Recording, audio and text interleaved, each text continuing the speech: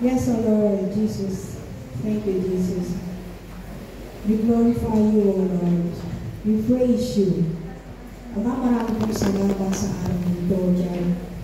Marami pong salamat sa biyaya at kalakasan na binibigyan mo sa araw na. Bigyan mo po ako ng wisdom as I read your words. In Jesus' name I pray. Amen.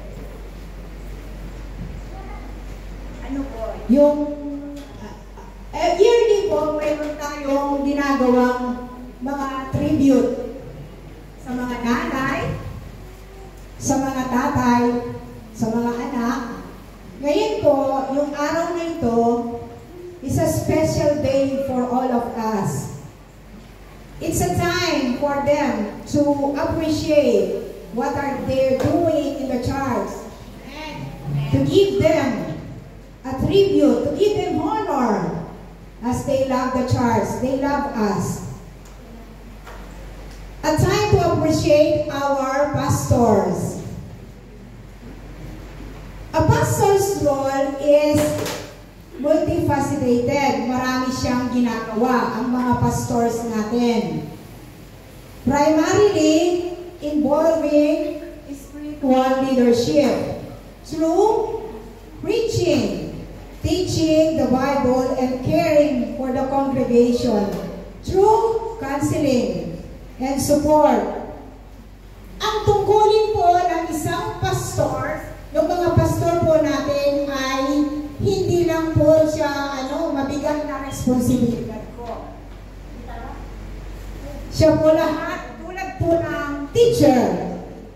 Tayo po yung mga students niya, yung mga pupils niya. Marami po tayo. We are individual differences. Iba-iba po yung katangian natin. So, kailangan po nung pastors natin, yung mga pastors natin, nagigiano po sila sa lahat ng mga ugali natin. That's why we appreciate them. Dahil po tayo, iba-iba po tayo ng mga katangian. Ang tungkulin po ng mga pastors ay may iba't-ibang aspeto.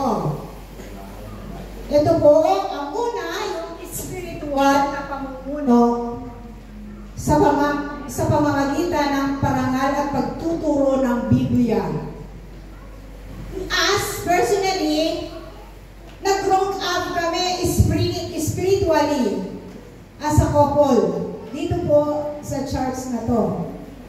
Nag-grow po yung po namin, yung knowledge namin tungkol sa Bible verses, how to communicate, paano makisama sa mga tao.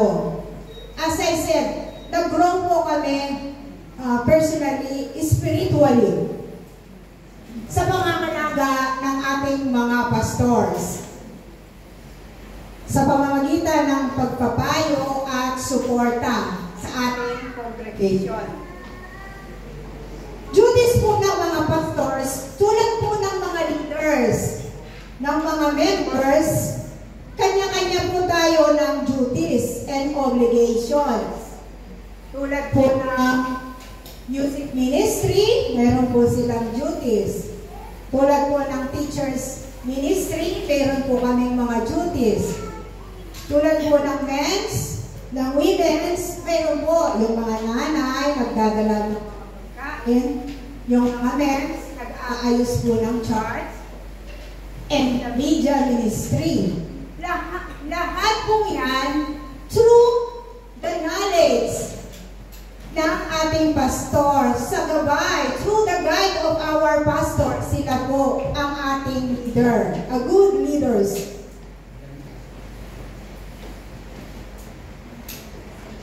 Sabi nga po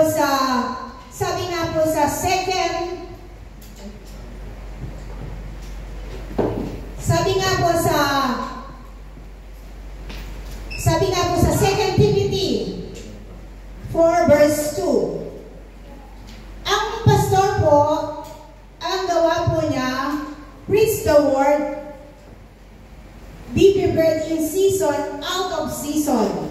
Correct? Rebuke. Nagre-rebuke siya. And encourage with great patience patience, and careful instruction. Pinararangal mo ang mga salita, nagsisikap sa panahon na napapanahon at hindi napapanahon. Siya po yung nagtutuwid sa mga masama, nangungusap sa mga pasaway. Yung mga pasaway, dito po, wala namang pasaway dito sa mga members natin. Di po ba? Lahat po tayo sumusunod sa ating mga pastors.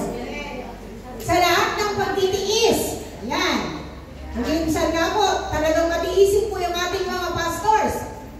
Sa pagkain na lang po, sila yung nauhuli. Makikita natin sila pastor. Kumisan nga, wala na. Ganon ang pagtitiis ng ating mga pastors. That's why we appreciate them. Ganon po sila kaano sa atin, kalab sa atin. Love nila tayo. Tayo muna bago sila. Pangalawang duty po, yung spreading the flock. Yung pagpapastol sa mga members. Sabi nga po, kung minsan may nag-a-absent, tatanungin na ang ating mga pastors, nasan si ano, bakit wala siya? Kahit nasa harap lang po yan, tinitingnan nila kung sino yung wala sa atin. That's the way that's showing that they are caring for us. Hindi yung, ay, wala siya. Hindi po, tinatanong nila, ba't wala si ganito, si brother, si sister? That's what they showing their love to us. They care for us. Di po ba? Ganyan po. Very lucky po tayo that we have our pastors, pastora. Sila yung ating mother and mother and father dito sa church. Sabi nga po, Jesus is the ultimate good shepherd. Si Jesus Christ ang mabuting pastol. Is a good shepherd who leads the sheep that are God's people. Dito po sa church na to, ang ating good shepherd, di po ba, sino po yung good shepherd natin dito? Amen. Ang ating mga pastors. Amen. Sila po yung good shepherd. They follow behind us. Sila yung umaagapay sa atin. Sila yung nag-guide sa atin sa magandang tutunguhan. That's what we appreciate them. Kaya nga po, hindi tayo maka-charge. Hahanapin nga po nila tayo. Which is good dahil sinusubaybayan nila tayo. Because they care for us. Sabi nga po sa 1 Peter 5 verse 2 to 3. Be shepherds of God's flock that is under your care, watching over them, not because you must be, because you are willing as a God wants you to be, not pursuing dishonest again, but eager to serve, not lording it over those being examples of the flock. Sabi niya, pangangalagaan niya tayo. Siya yung kawan ng Diyos. Siya yung tagapamahala sa atin. Inaalagaan niya yung kanyang nasasakupan. Kaya, very lucky po nga tayo kahit paulit-ulit ko pong sinasabi. We are very lucky to have our pastors in this church. Amen. Amen. Hindi sa pilitan kung hindi siya yung tagapamahala. Hindi siya pinipilit. Kung minsan nga, nag-extend pa siya ng oras, kung may time siya, kung may practice. Tulad nga po ni Pastor Philip, kahit may trabaho siya, he used to, tatapusin po niya yung dito, yung ating congregation bago siya magtatrabaho. That's what we appreciate them for their efforts. And number 3 po, yung providing spiritual counseling. Pagbibigay ng spiritual na pagpapayo. The chief pastor is the chief counselor. Dito, kung mayroong problema sa family member, sa group member, sino yung mag-aano sa problema?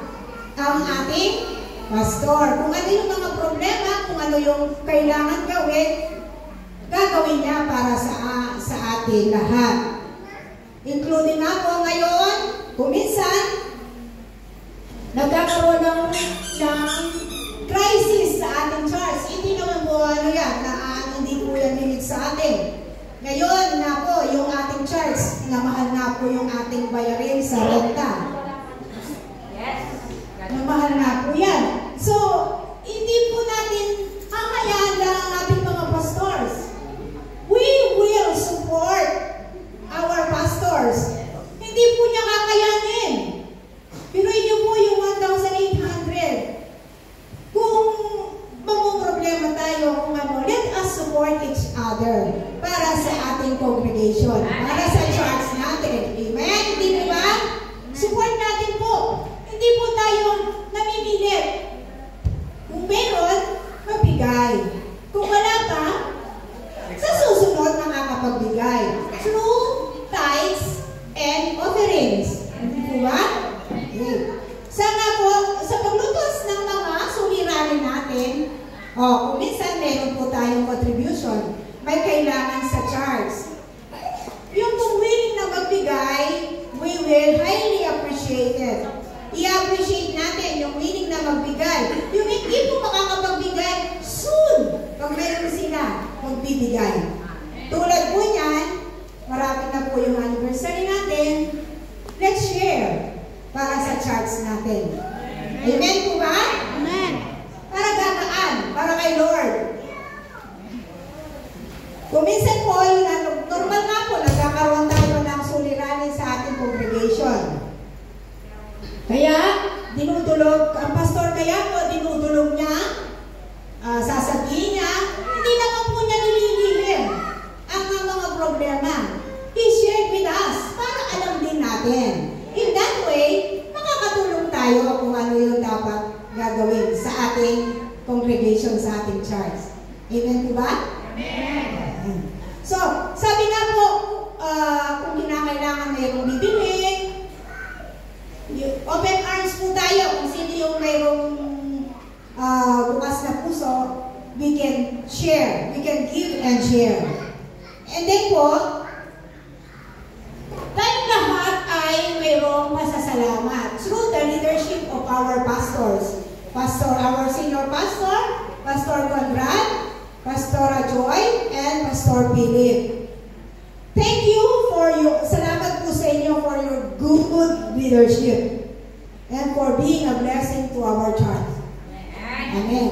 Okay po, personally nga, you are a blessing in our family. Yes. As a couple, you are a blessing, Pastor. Isa ka sa mga nakaano dito dahil dito po sa church na ito, na-encourage po kami talagang mag-church.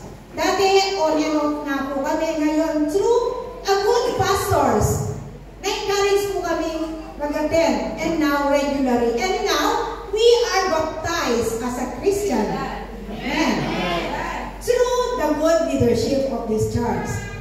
Kaya nga po, your wisdom and guidance, pastors, mga pastor natin, Pastora Joy, Pastor Conrad, Pastor Philip, your wisdom and guidance and perseverance have been so meaningful to us.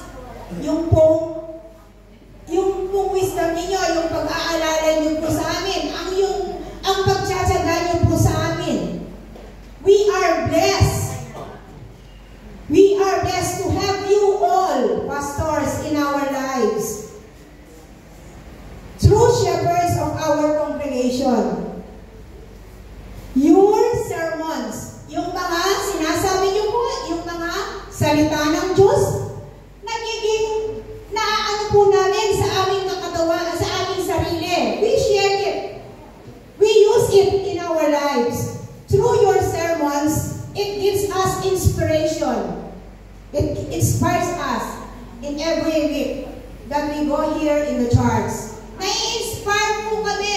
Kung sino man po yung magsasalita ng Word of God, we are inspired every week as we hear the God's Word. Thank you po sa inyong lahat. Ang ano ko lang po, ang conclusion ko lang po, to have a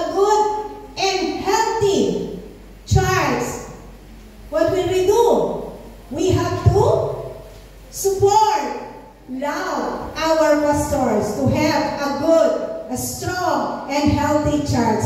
Marami pong salamat. To be God all the glory.